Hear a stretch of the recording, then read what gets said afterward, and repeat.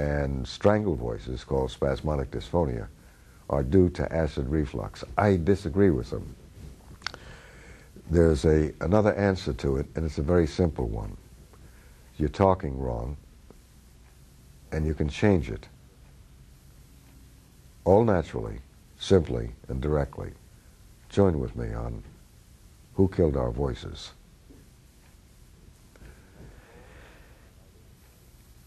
If you have a cold or bronchitis, or you have the flu or pneumonia, any of these conditions can bring your voice down into the lower throat. And you can feel your voice failing and giving out, and it's very effortful to use your voice when you talk in the lower throat. People can't hear you. They don't understand what you're saying. They ask you to repeat yourself. When you do, you begin to get aches and pains in your lower throat. You look to the medical doctor to help you to overcome this, and the medical doctor is not trained in practical use of the voice. It's as simple as that. So they're going to give you a drug, and they're going to tell you possibly it's acid reflux, although you may say you don't have acid reflux. They're going to tell you it's asymptomatic or invisible. The best way of finding out if you do have acid reflux is a pH study, a 24-hour pH study, and it verifies do you have acid reflux or not. There's another aspect to this. It doesn't make a difference if you have acid reflux. The drug,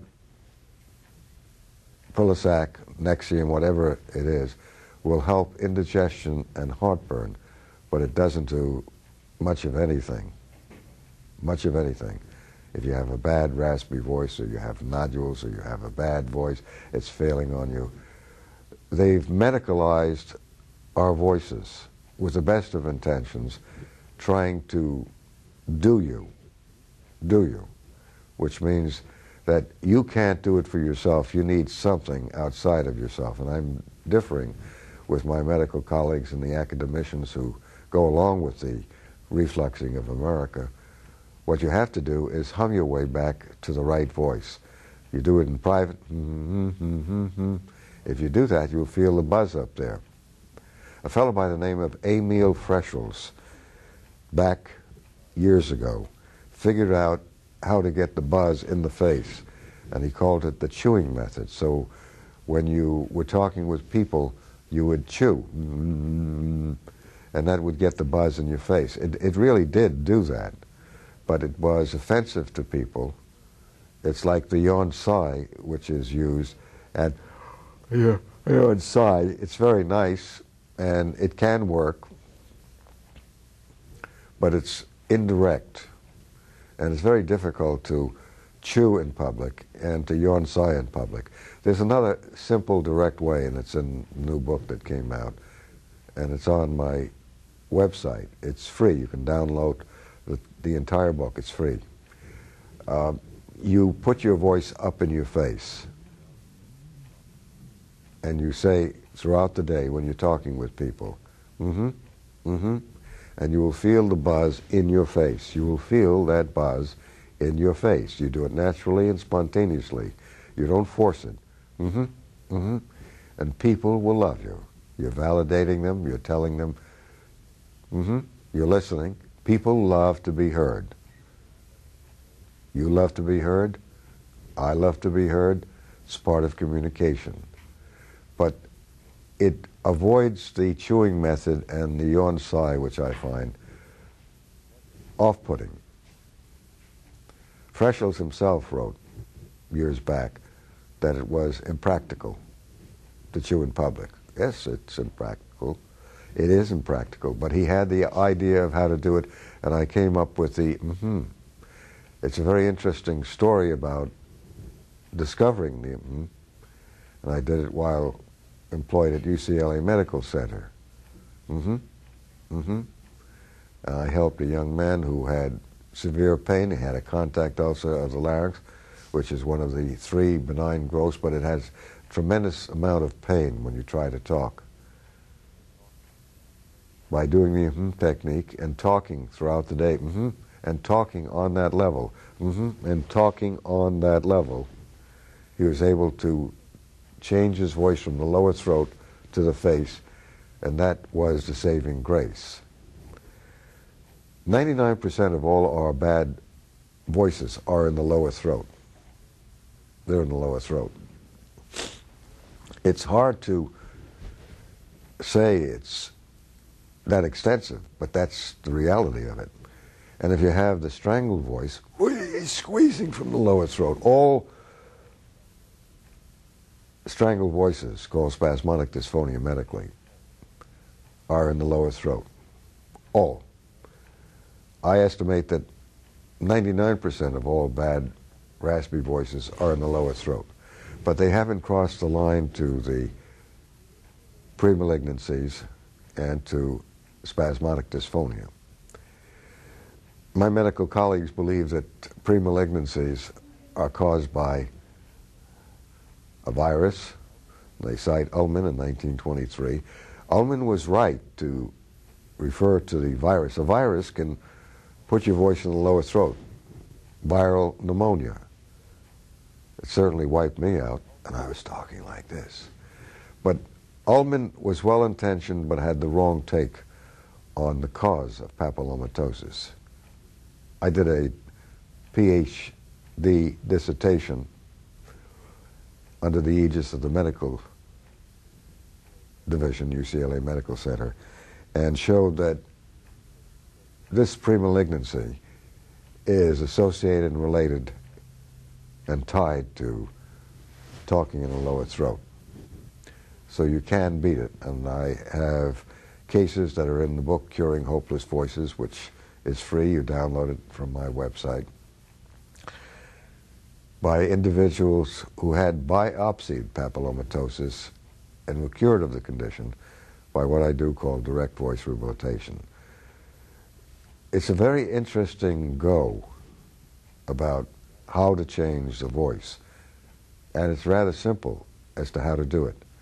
Take the voice out of the lower throat and get the feel before you do all of that by humming the first bar of Happy Birthday. Get the sensation of what you want to do rather than talk all the way down here. And then throughout the day, talk off the and talk on it, and hum your way to a normal voice. But this is all natural, and it doesn't involve needles, it doesn't involve Botox, it doesn't involve acid reflux drugs. There's a problem in our society. It's a do-me society, which is fine. You want somebody to do something to you, or you can do something for yourself by just placing your voice back into your face. And talking on that and talk up there. And you'll feel the buzz. The buzz is in your face. That's the saving grace of all good and great voices.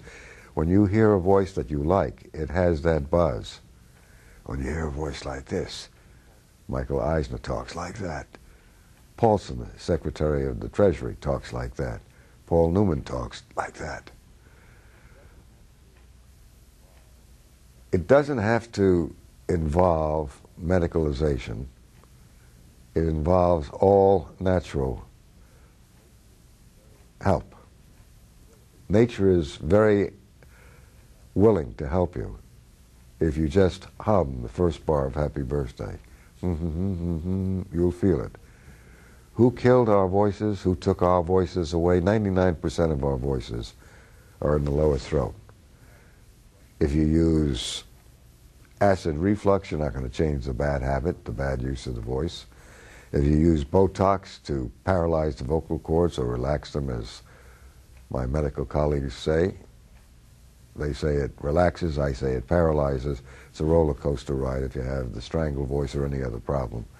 You go in and out, and they like to use the Botox if you have the strangled voice 4 to 10 times a year, each and every year for life, $1,000, $2,000, $3,000, $4,000 a Botox shot, and they will tell you if you have the strangled voice, it's incurable, and they will guarantee that on their medical websites and in all academia that I know of. I differ with my medical colleagues and with my fellow academicians and indicate that you can get out of bad voices by simply changing the focus of your voice to your face. Keep in mind what I said about driving the car. It's like you have the full brake on. When you talk in the lower throat, you have the full brake on. When you talk up in the face, the brake is gone. You should learn midsection breath control too. It's very simple. It's very simple. And midsection breath control gives you control of the air going over your vocal cords, which you need to have the sound and the support that nature wants you to have. We live in a society that seems to complicate rather than simplify. We live in a society today that I find medicalizes what isn't a medical problem. And if you can place your voice up in your face, you're doing yourself an essential favor of being at one with nature and relaxing your body and having a voice that's heard, liked, and listened to. Keep in mind the body snatchers did not take your voice away. If you're one of the 25% of the population that's having bad, raspy voices, nodes, polyps, contact ulcers of your vocal cords, you may be having surgery. The surgery only takes out the symptom. It doesn't cure the misuse. And if you have acid reflux, you're just palliating. Namely, you're not getting to the cause. The cause of our bad, raspy voices are premalignancies of benign growths such as nodes, polyps, and contact ulcers, and papillomatosis, and keratosis, and leukoplakia. Is that we're misusing our voice often enough that we're creating the problem that we're going to the medical doctors. And incidentally, from what I understand, there are no cures of papillomatosis in the medical world or in the academic world. But I have, with my dissertation and follow-up over the years, shown that this condition is curable by direct voice rehabilitation, all natural. Most people are going to opt for surgery, but the problem is that when you do surgery for papillomatosis, you exacerbate, you make it worse. And the growth keeps coming back and back and back, so you have to have more surgery and more intervention. It makes sense to me to change the way you're using your voice if you have the mindset to understand that you may well be creating your own voice problem without knowing it. It's not the invasion of the body snatchers and our voice being snatched from us from outer space. It's happening because we're misusing the way we talk. Voice suicide is a term I use for the misuse. It's all over the dial. If you tune into television for a short while, listen to people on the radio, listen to people talking with you, the bad, raspy voice is everywhere. People will tell you that they can't seem to get out of it, and they've tried medical doctors, the best in the field, ear, nose, and throat doctors. They've not tried all natural voice rehabilitation.